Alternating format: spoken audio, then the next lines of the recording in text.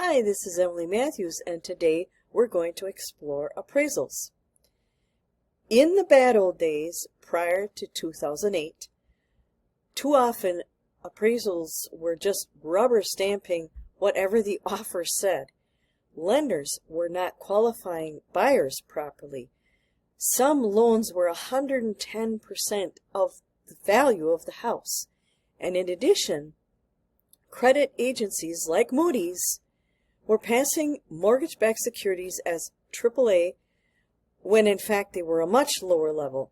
It's very interesting to note that Berkshire Hathaway, Warren Buffett's company, had significant stakes in Moody's. Guess who made a lot of money then? And there's a link to one article that discusses that. All that to say, bad debt affected the stock market. People found out that the mortgage-backed securities were not AAA. There were job losses. In my sister's state, there were 4 main employers, and one of them left, which meant that a whole bunch of people were out of work, and her subdivision almost became like a ghost town. People just left their houses and moved elsewhere. In addition, because the lenders had not qualified the buyers properly, now there were a whole bunch of foreclosures, and all this combined led to the crash that people remember. The role of the appraisal is actually 2 things. It could be used to determine the market value prior to listing a house. This would be in, say, the case of a divorce where the judge orders an appraisal. Some judges may be satisfied with just a comparative market analysis. Or if it's a probate property, the judge may weigh in on that. Or any time that there's multiple sellers and they can't agree on the list price, it's wise to get an appraisal to settle the discussion. Appraisals are always in place when there's a lender, with very few exceptions. The lender's actually the customer, and they make the buyer pay for it.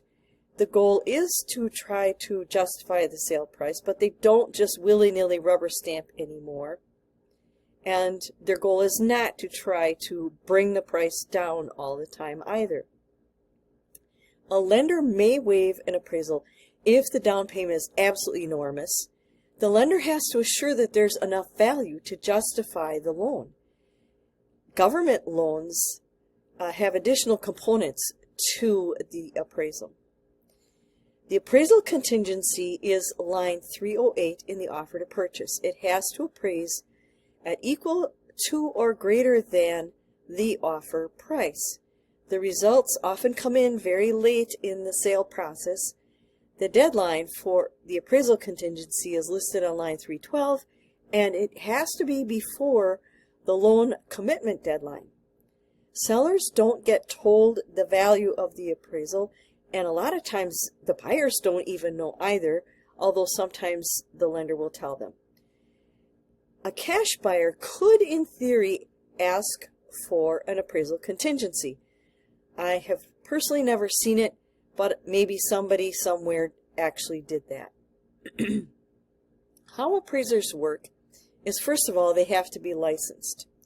Sometimes people confuse a real estate agent's market analysis with an appraisal. They're not the same.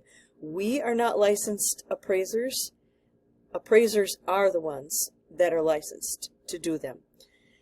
The appraiser has to consider all factors around the property in question. For example, the house, what is the size, the age, the style of the house, the gross living area, and the location. What are the details regarding the house? Does it have a fireplace, a patio, a deck, fenced yard, numbers of bedrooms and bathrooms? What are the finishes like? What are the appliances like? What is the basement like? All these factors come into play. And finally, they may call out what they consider deficiencies. These would be safety hazards or repairs that absolutely have to happen even if it's a conventional loan, if the deficiency is considered bad enough. The appraiser then has to find comps or comparable properties that already sold and do adjustment. Implications of requiring repairs. Well, Repairs are required much more commonly in government loans. This could be stair railings that are missing or insufficient, loose floorboards, uneven walkways, roofs, soffits could be called out. Flaking paint is a big one. I don't know of any conventional loan that ever required flaking paint to be addressed, but if it's a government loan, they're big on that. The repairs have to be done before the buyer can get the loan. A special case is septics. If it's winter and it needs a new septic, the buyer will probably have to get a portfolio loan because the lender cannot sell the loan on the secondary market without the septic being done. So you can buy the house if you have a portfolio loan, and the seller can escrow the money to get the septic installed in summertime. And I have done sales like that. So, if the appraisal comes back low, people want to know why. The first reason could be seller concessions. This is where the buyers are asking the seller to pay part of their closing costs. It could be something like $6,000. And the buyers know that the sellers don't want to lose $6,000, so they add that onto the top of what they're offering. But that could put the offer price above the actual value. When there are bidding wars, people can offer quite significant amounts over the list price. And again, the house might not appraise at that super high offer. Appraisal variation, they're people.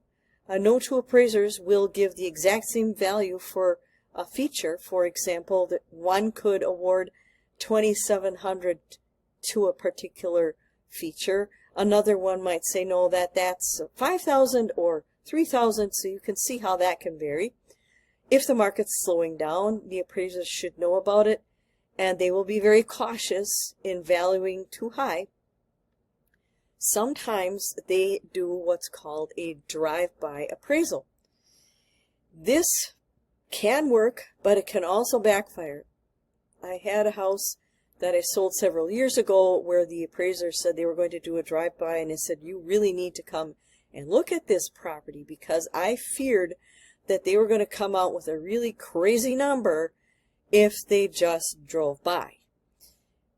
Finally, I have to admit, there is the element of appraiser incompetence. I can give one clear example. This was years ago. The house being sold was in Calumet County.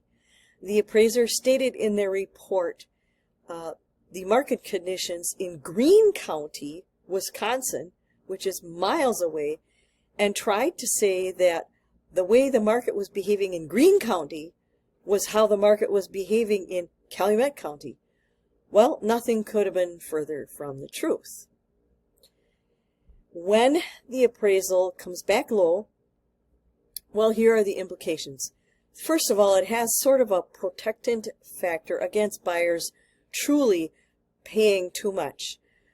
Quite often, I will have buyers say that they're afraid to make a big offer because they're going to pay too much.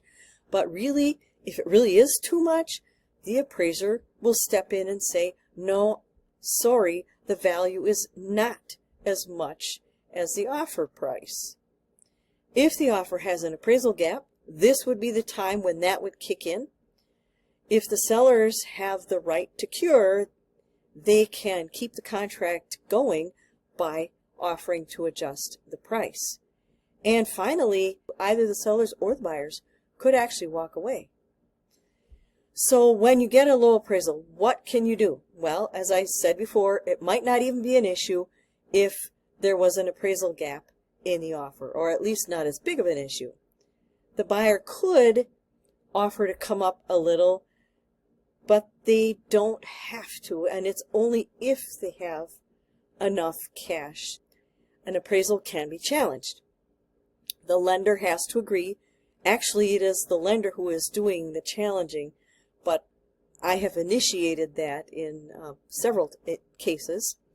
And there are very strict rules that you have to comply with when you do challenge an appraisal, which means that sometimes you absolutely just can't challenge it. Finally, what to do in a low appraisal? Well, if the seller has the right to cure, they can adjust the price, or they can keep the house and walk away. To try to avoid a low appraisal is probably the best strategy. The first thing you want to do is price competitively, not ambitiously. For example, if it is a hot seller market and you are pricing ambitiously, the buyers may actually make an ambitious offer, and then the appraiser comes along and says, sorry, this is just not the value of the property. You want to look at all the components of the offers that you get. Price is not the thing that you should focus on just by itself. So you want to look at other things in the offer. Is it a cash offer? Cash is king. What is the loan type? Who is the lender? Are there seller concessions being asked for? And is there an appraisal gap being offered? Finally, using a skilled agent is really the best way to get the best outcome with this whole thing of appraisals. And that's it for now. This is Emily Matthews here to help you with all your real estate needs. Don't forget to subscribe. It's the little icon with my head on it. Have a wonderful day.